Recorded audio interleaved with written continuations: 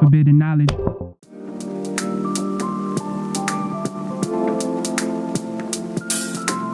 It still amazes me that the first election I could ever participate in was Hillary Clinton versus Donald Trump. It's no wonder I almost immediately became disillusioned with the entire electoral system. I still remember a time when Donald Trump was considered a joke, you know? He wasn't a serious threat at first, at all. In the cultural zeitgeist, he was little more than that guy from The Apprentice that said, "You're fired," and a prop as a stereotypical business tycoon. Certainly not someone I would have ever pictured capable of running for the office of president. Spoilers. He wasn't very capable. What's so interesting to me about the 2016 election was the overall mood surrounding it, especially on Trump's side. A lot of his campaign's momentum came from the fact that he denounced the political landscape as a whole. His pitch was that he was a businessman, not a politician. And this pitch really struck a chord with many Americans, Republicans, Democrats, and independents alike, who continually found themselves let down by our government. From his rhetoric to his personality, Trump seemed to be making a reality TV show out of the presidential election. And if I know anything about people, it's that no matter how bad a reality TV show gets, people will still watch that shit. Trump's website during his initial presidential campaign didn't even include a standard policy tab, which is a good example of the kind of campaign Trump had been running up to that point. He didn't need policies or progressive ideals when he could simply posture to the anxieties of the conservative white working class, one of, if not the strongest voting base in the country. He was also able to bolster his reputation by explicitly instigating racial tensions in a way that politicians just simply hadn't done for decades. Trump took the long-standing precedent of dog whistling, or gesturing at racial bias through code words like thug, criminal, and alien, a strategy popularized by the Nixon and Reagan administrations, and decided to push it to the forefront of his campaign. While this lack of dog whistling would lead to some frustration among the Republican Party, the Republican voters really did not give a shit. They ate it up like it was the 1950s. Republicans really didn't want Trump to win, not because he didn't represent their agenda, but rather because he gave their game plan away. Trump essentially acted as the magician that broke the code and told the audience how the trick was performed. Trump nearly had to run third party just to get the nomination. However, it would become readily apparent that Trump was simply the next evolution of the Republican machine, not a departure from it like he propped himself up to be. He fashioned himself an authoritarian image as the rogue among conservative contemporaries, the man who alone would fight back against the dredge of the American government, proclaiming that he would drain the swamp and create an administration that served the people, not the interests of the wealthy elites. Spoilers, he's a very wealthy business owner, so I don't know how the fuck y'all thought he wouldn't go on to serve the interests of wealthy elites, but whatever, I digress. Somehow, Trump's plans all worked out. I just like to reminisce on the carefree days when Trump becoming president was really just a big gag, a big goof, and now it's reality. I really didn't need to get this depressed on the first episode. That's politics for you. Hillary, on the other hand, seems like little more than an afterthought at this point. Her campaign didn't really make an impression on me, which doesn't seem to be something I was alone on. Her policies were decent for my standards. She supported things I felt necessary to support: prison reform, a path to citizenship for immigrants, a plan to regulate Wall Street. Her platform was decent compared to Bernie Sanders, and incredible compared to Trump, who, like I said before, didn't even have a policy page. But it was really the lead up to her nomination in the Democratic National Convention that soured my perception. She was neck deep in several controversies. In 2015, it had been disclosed that Clinton had used private email accounts and servers during her time as Secretary of State. This immediately gave off red flags to the public, who were worried that she had been using that private email for nefarious purposes. Although an FBI probe was conducted, her emails were made public, and Clinton was never actually charged, the perception that she was a snake in the grass remained for many, many people. There was also some speculation that Hillary had garnered leverage within the Democratic Party, which tipped the scales in her favor during the primaries. Donna Brazile, the former interim chair for the Democratic National Committee, recounts her frustration with the discovery that, due to the Democratic Party's incredible debt, had to rely on the Clinton campaign to keep the lights on. Clinton's Brooklyn office had control over a large portion of the operations of the Democratic Party.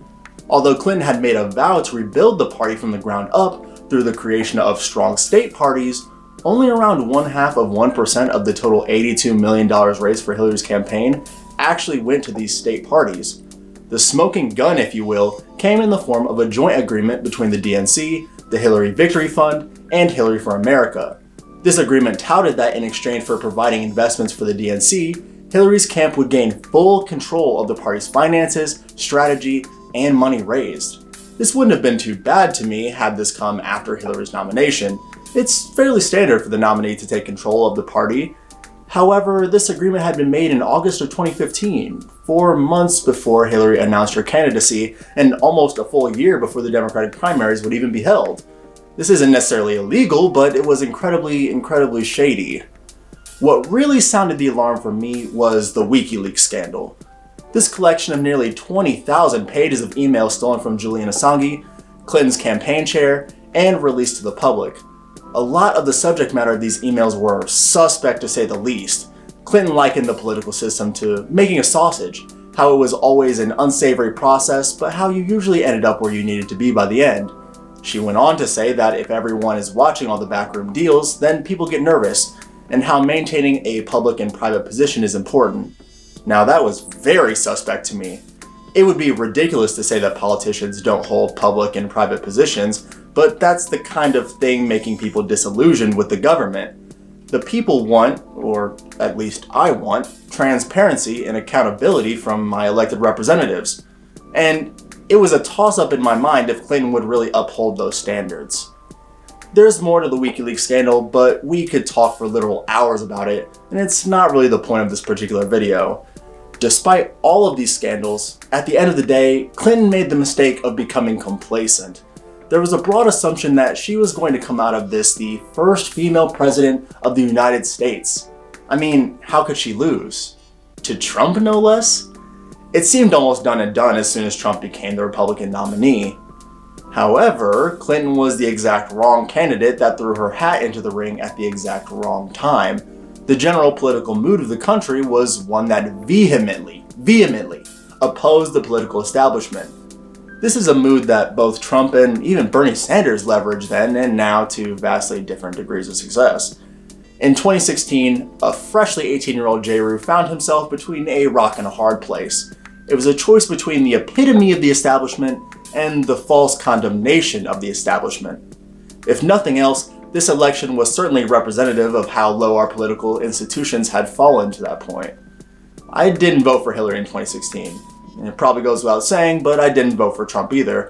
I wasn't convinced by either candidate, and I didn't want my vote tied to Hillary or Trump's presidency because I didn't have much faith in either of them. I ended up voting for the independent Gary Johnson. I know, right? Who? In retrospect, I regret making that decision. Looking back on it, there were only 2 real candidates who could have won. Not voting for Hillary, even if it was in an offhand way, was essentially a vote for Trump.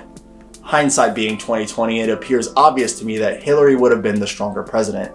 Even if she wasn't the most charismatic or boisterous, even if she was the establishment candidate, she was still a career politician with literally decades of experience working within our political institutions. I'd like to believe that she would have at least ran the country with some effectiveness and dignity, unlike Trump, who promptly ran us further into the ground.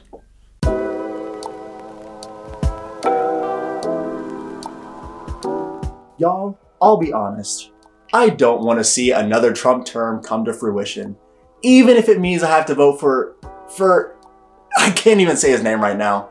I know it's like, LOL, how could things get worse? But we were asking those kinds of questions in 2019, and now you have coronavirus, aliens, fucking murder hornets. So I think we should all just stop while we're, well, I hesitate to say while we're ahead, but for the sake of my argument, I'm going to say while we're ahead. What I find to be so scary about Trump, not as a candidate, but as a president, is how he has normalized chaos and confusion in a way that no president has done before. Although he touted himself as the drainer of swamps and the anti-establishment candidate, Realistically, he has acted as little more than a vehicle through which the Republican Party has been able to enact practically any policy they want with little to no struggle. His particular breed of political chaos has left us in a position where we tend to focus too heavily on how much of a jackass he is, instead of focusing on the ways his policies have been very damaging to the material conditions of working class people. I'm going to be analyzing the Trump administration's policy decisions and impact through the lens of both my class consciousness and my race consciousness. Since Trump has been president, we thankfully can look at the impact of his policies rather than just what was planned. Let's do that now, shall we? When it comes to Trump's economic endeavors, I think Dave Chappelle said it best. Man, Donald Trump's gonna go to Washington and he's gonna fight for us. I'm standing there thinking to my mind, you dumb motherfucker.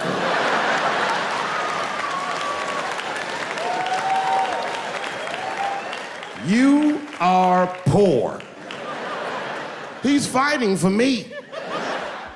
The skinny on it is this: if you are poor, Donald Trump is not working for you. If you are the average working class person in America, then I'm sorry, Donald Trump is not working for you. If you are black, well, first off, let me say I'm sorry that you're even forced to be in America right now. You're beautiful. You deserve better. Trump doesn't care about you. Trump's economic claim to fame has been his fatal tax cuts that he passed a few years ago back in 2017.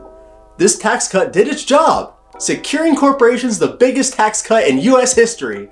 Isn't that great, guys? Can't wait for those wonderful trickle-down dollars to finally hit me in my face and work their... hold on. Oh, look at that. Reality is calling me. Huh? What's that? The tax cuts put $150 billion into the hands of CEOs. What's that? These went to shareholder dividends and stock buybacks for the 10% of Americans that own 84% of the stocks in this country. What's that? Corporations refused to sign agreements that these tax cuts would go to raising workers' wages. Huh? What's that? The bill had to create a $1.5 billion... Sorry, that's 1.5 trillion, not billion. ...deficit over 10 years to help pay for the tax cuts. What's that? Just 6% of tax savings went to the workers? A few moments later. What's that? The average American household is poorer now than it was in the financial crisis of 2007. Wow, thanks, reality. I hated all of that. Please never call here again. Anyways, how about how Trump's administration has been encouraging firms to classify employees as independent contractors instead of full employees in order to stop them from having the right to collective bargaining?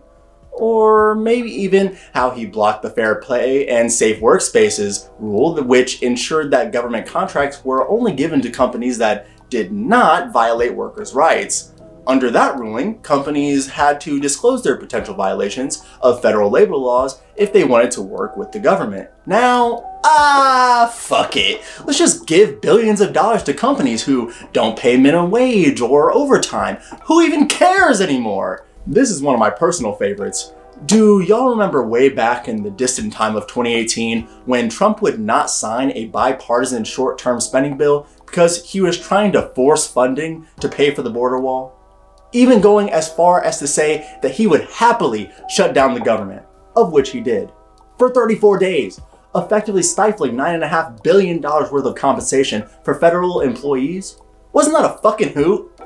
We can honestly sit here all day and talk about the ways Trump has fucked our economic policy, but let's wrap it up with this. His tariffs. In an effort to put America first and reduce our trade deficit, commendable goal. Unfortunately, when you're incompetent, commendability only goes so far. These tariffs were not only enacted, but exacerbated in places like China, leading to a full-blown trade war. The expert consensus on these tariffs have been mixed, if you consider almost unanimous disapproval to be mixed. Even the US Director for the National Economic Council, Larry Kudlow, admitted that the tariffs either had no direct benefit on the US economy, or in some cases, were actively damaging it. In the fall of 2019, the Journal of Economic Perspectives found that the tariffs resulted in deadweight losses of around $1.4 billion a month and cost consumers $3.2 billion per month in added taxes. Incredible! A study conducted by the Federal Reserve Board found that the tariffs also promoted the destruction of around 75,000 manufacturing jobs. fuck you, rural America. Criminal justice is an area that is particularly relevant to me as a black male. The criminal justice system really appears to have it out for people like me. I wonder how well Trump's administration has handled such a delicate policy area, surely with grace and sophistication. You might have heard about this policy thanks to our Lord and Savior Kanye West. The first step. Hello, beautiful people. I just wanted to pop in real quick and say that although the First Step Act was very important, and it is a decent piece of legislation, it also only applies to federal prison inmates, and federal prison inmates only make up 13% of the entire prison population in America. So take it with a little grain of salt, just a little pinch of salt. A little pinch. A bipartisan criminal reform bill which sought to reduce the influence of mandatory minimum sentencing for drug arrests. This was honestly a pretty significant piece of legislation, even if by my standards it lacks the bite necessary to actually combat the vast racial disparities found in our prison systems. While I wish we could just leave it there and give Trump the W, I mean, come on, it's the Trump administration. He's bound to fuck it all up somehow. Let's see how he did it. The First Step Act was initially a $75 million proposal over 5 years beginning in 2019. However, the actual proposed budget was $14 million. Underfunding the program doesn't seem like the criminal justice reform that people deserve. The Science Advisory Board, a board that provides advice in the areas of social science and statistics to the Department of Justice to enhance the impact and performance of the criminal justice programs there, just got abolished. What happened to facts over feelings, guys? Come on. What was the most damning to me was the appointment of William Barr as the Attorney General. Barr, if you didn't know, is the same person who expressed views like there's no statistical evidence of racism in the criminal justice system and supervised a report titled, and I shit you not, The Case for More Incarceration. You can't make this kind of shit up. Appointing one of the architects of the war on drugs and mass incarceration as your Attorney General? That's rich, Trump administration. Real rich. To think that there's no racial bias in the criminal justice system where black men are nearly 6 times more likely to go to jail, I digress. Let's move on. Healthcare. Trump's COVID-19 response.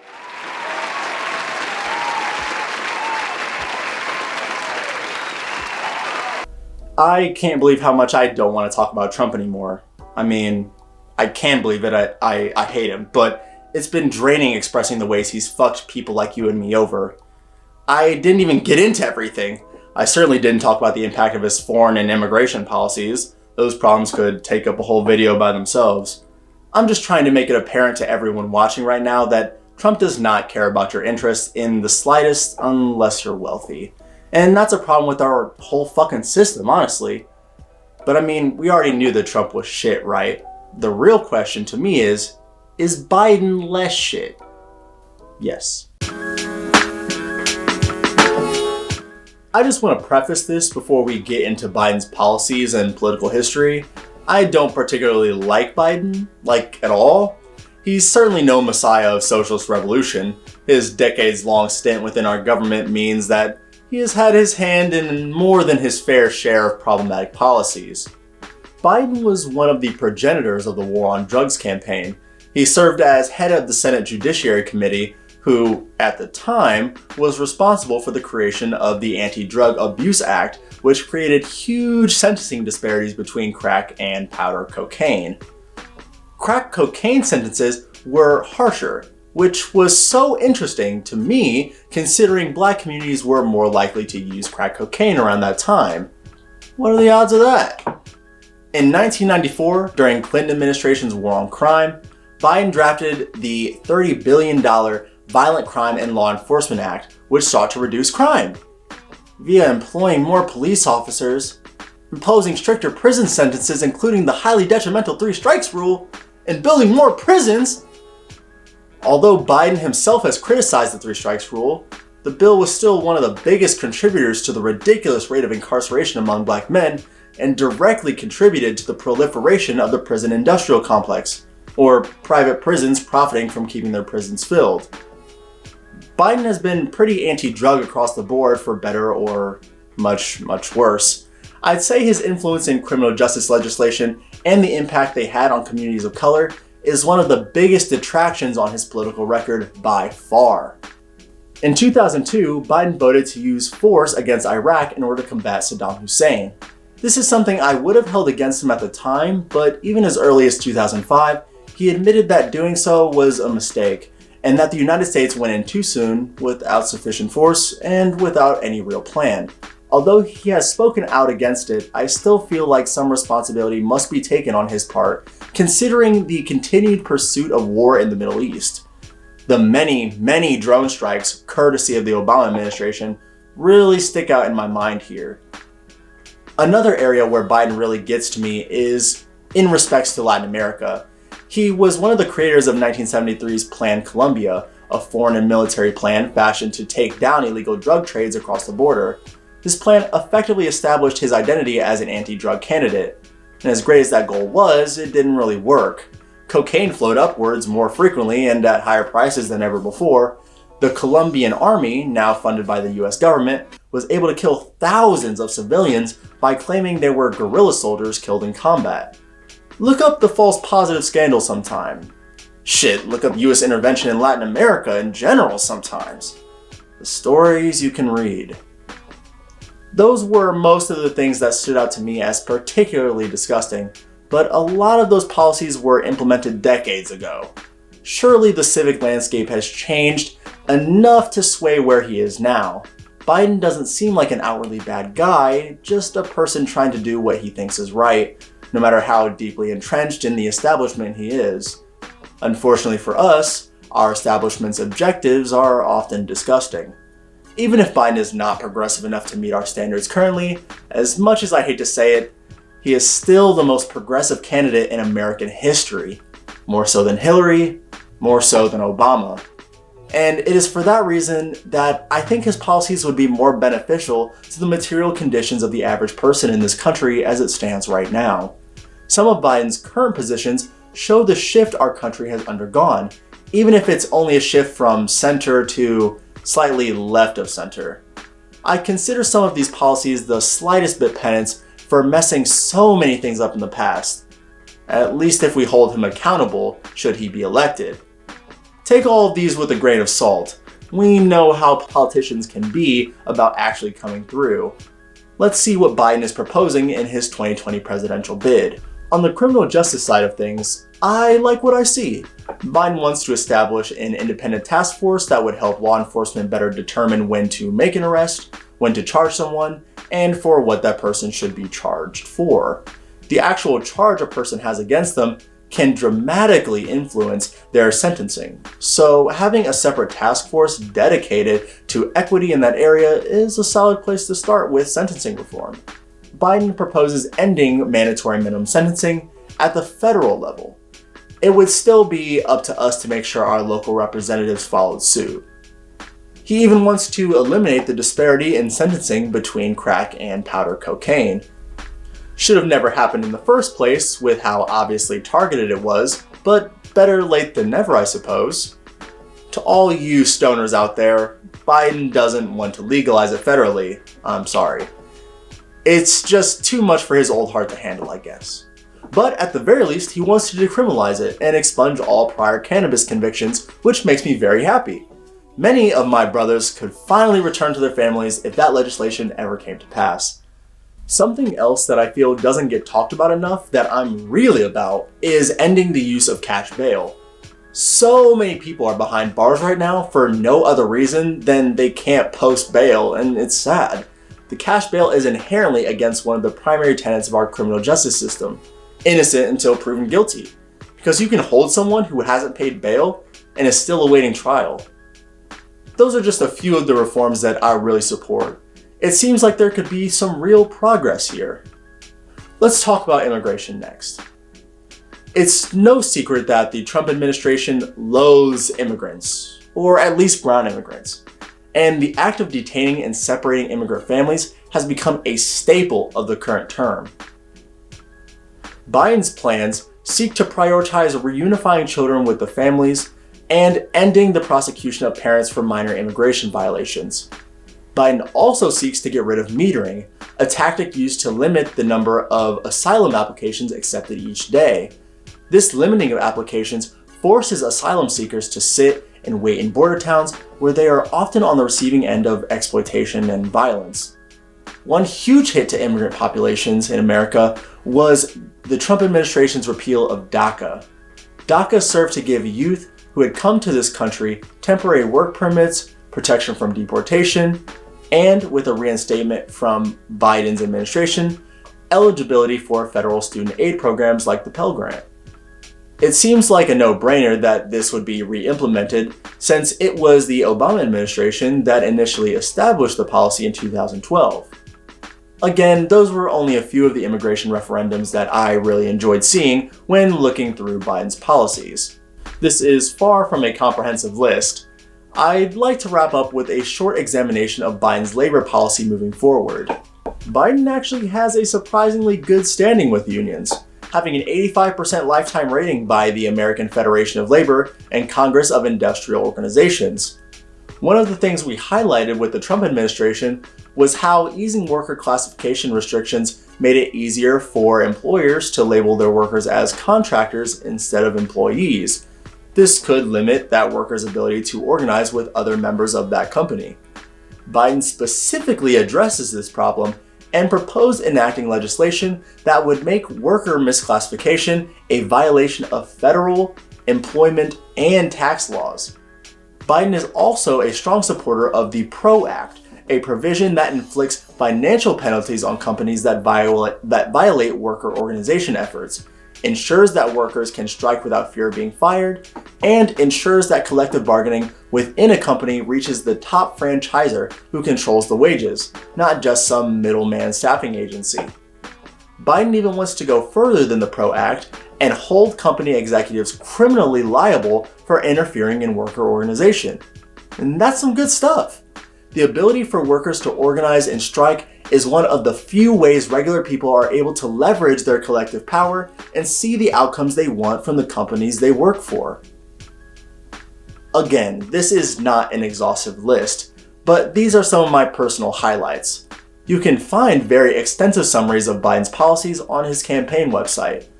The breadth of coverage is pretty staggering to me, especially thinking back to how Trump didn't even have a policy page. I know I keep hammering on that point, but holy shit, that is so bad. I heavily recommend going through Biden's policies to come to your own conclusions. When I compare the impact of Trump's policies to the propositions of Biden, it seems like Biden objectively speaks more to my progressive sensibilities. I mean, he's not calling for seizure of the means of production, he's not proposing we completely open up our borders, hell, he doesn't even really want Medicare for all, but the policy he brings forward does actually sound like a step in the right direction in many areas. The only thing really holding me back from voting for Biden at this point is the fact that he is, to be frank, going senile? I don't know how many of you have seen Biden run around the campaign trail, but he's looking lost a lot of the time. He's really lost what edge he had, even as recently as the Obama administration. If he wasn't running for president, it would almost be adorable watching him go out there and speak in rambly, incoherent speeches. Almost.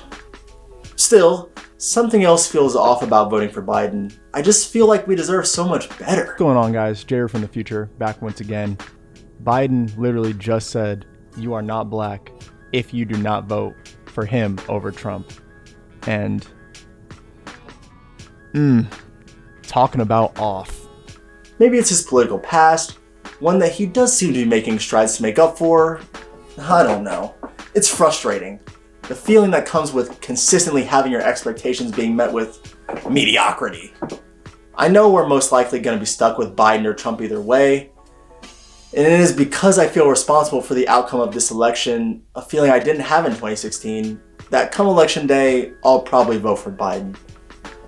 He is policy for policy more progressive than Trump, and I think that's enough for me.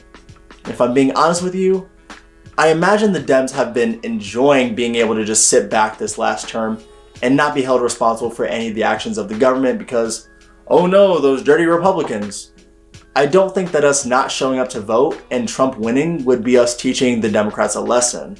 I think that's exactly what they want, actually. I mean, why else would they put all their eggs in Joe Biden's empty basket-like head instead of someone like Bernie Sanders, who polled better than Trump in key states? It makes no conceivable sense. It's like they never wanted to be held accountable.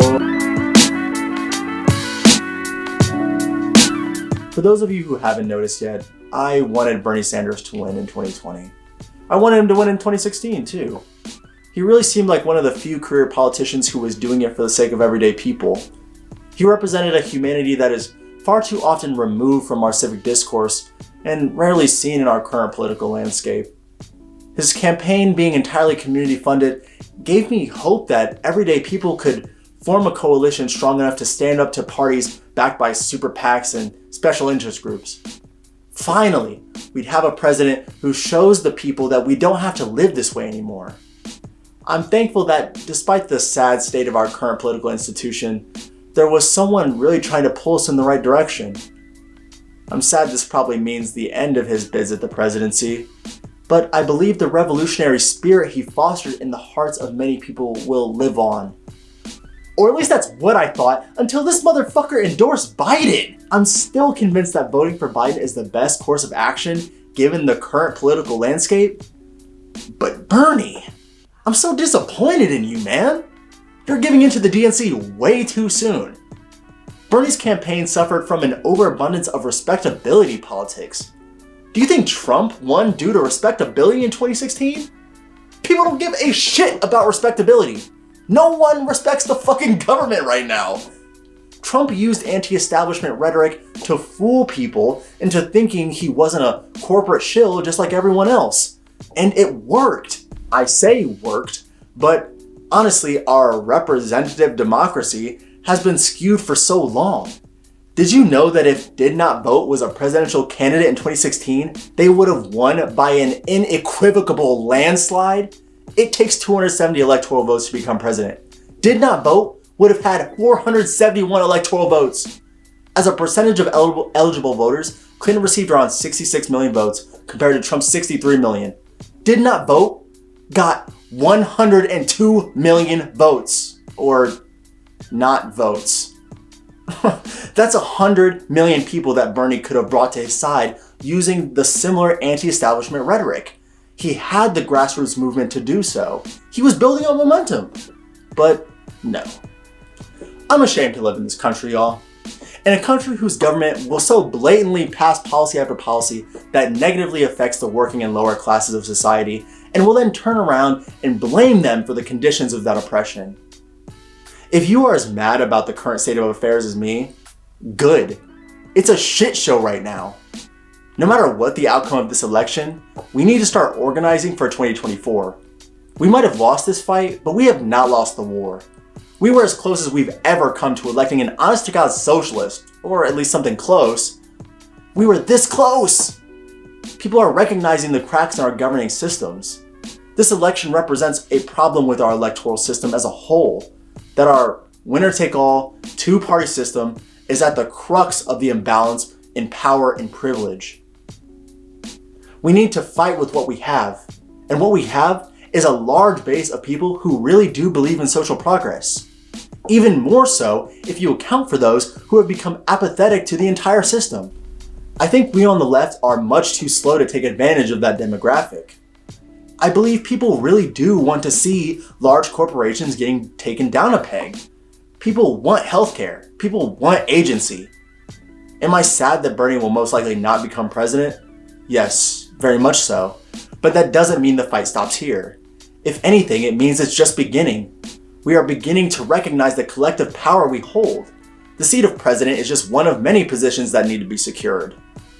Although we will have to bide our time before we can strike again on a grander stage, the revolution doesn't stop. It is up to each of us to keep the fight going. Volunteer, get connected to your local community organizations, see how you can play a role. There is so much power that can be accessed within your very own community. We must recognize that things are beginning to change. I would like to think that there is no better time than now to begin moving into the next stage of this country's development.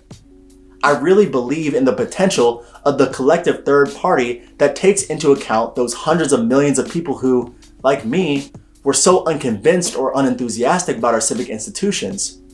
There's potential for people to truly be represented and rise above the current limitations of our government. I created this video intent on telling people to vote for Biden. Strategically speaking, I saw that as the best move to ensure that Trump doesn't remain in office. But now I'm not as sure as I was before, and I don't know if I'll be until the time to vote actually comes around.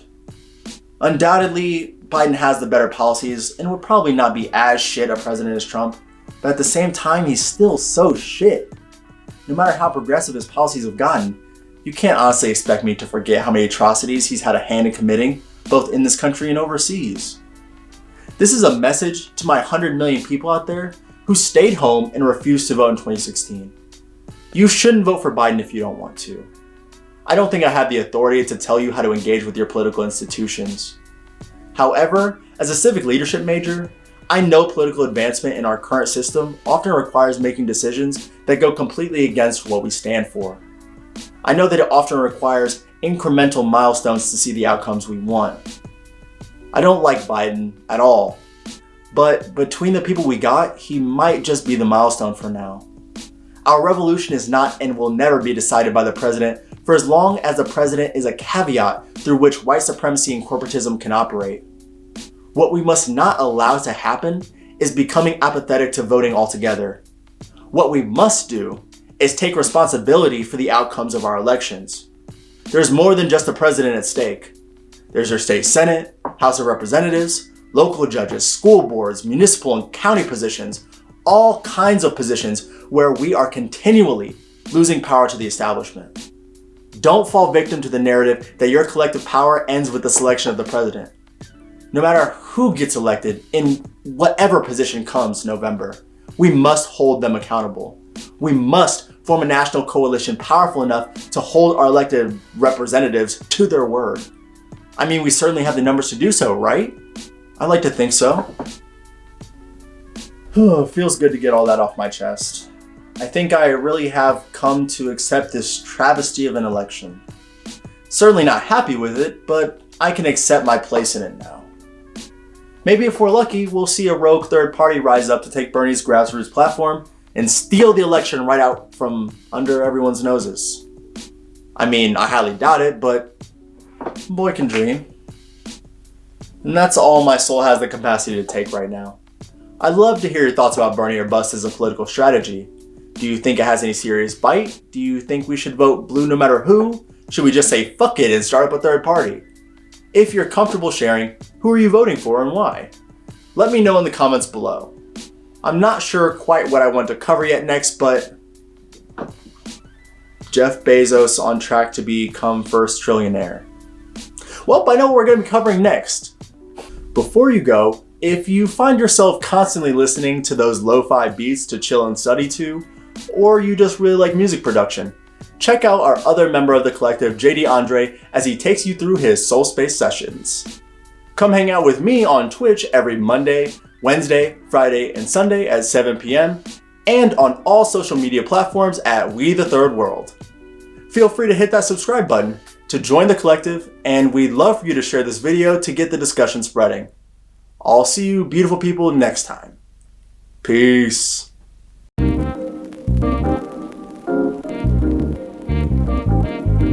It's the world collective, listen, corroborating vision. I'm mission to get your attention without the glitz and glitter. We trying to reach your mental, so family grab a pencil and take some notes while I float and coast on this instrumental. The world collective, listen, corroborating vision. I'm mission to get your attention without the glitz and glitter. We gonna come together, concern on stormy weather. So if you waited, come let's get it, cause it's now or never, yeah.